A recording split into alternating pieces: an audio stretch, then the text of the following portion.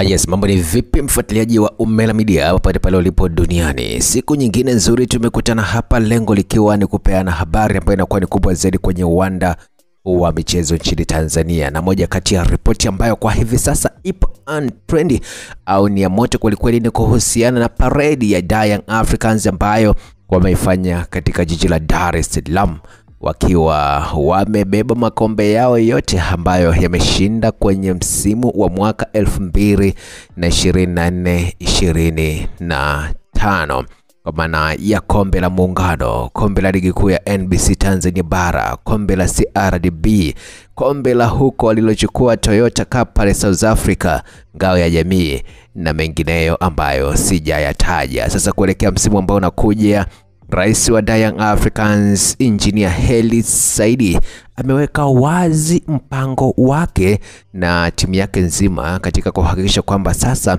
Yanga inakwenda kuchukua makombe kimataifa, hasa makombe ya CAF, ambapo amesema kwamba kwa upande wa ndani kwa hivi sasa anaona kama hakuna deni lililobaki, kwa sababu utawala wao wa soka nchini Tanzania umekuwa ni mkubwa zaidi, na sasa umefika wakati wa kwenda kulitawala soka kimataifa zaidi.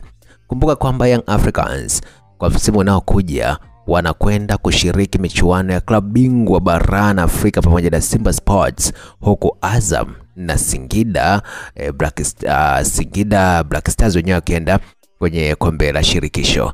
Engineer Hersi ameweka wazi kwamba usajili wanaokwenda kufanya kwa ajili ya msimu unaokuja ni usajili wa moto sana, ni usajili kabambe.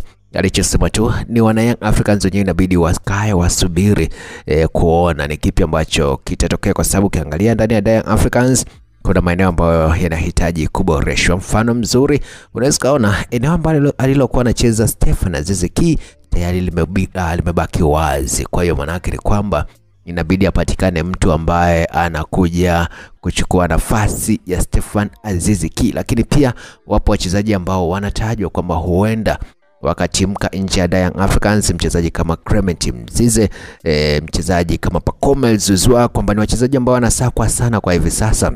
Na hata Max Nzengeri pia kuna kipindi alikuwa anahusishwa na club kadha wa kadha, mpaka hata Simba yenyewe alikuwa anahusishwa nayo, lakini kwa hivi sasa bwana muda bado. Kwa hiyo tukasubiri tuone kama anavyosema engineer mwenyewe ni kipi ambacho kinakwenda kutokea. Lakini kwenye swala usajili always amekuwa akifanya vizuri, na Young Africans wamefanikiwa sana kwa miaka hivi karibuni, hasa kuzifanya sajili zao kwa njia za siri sana.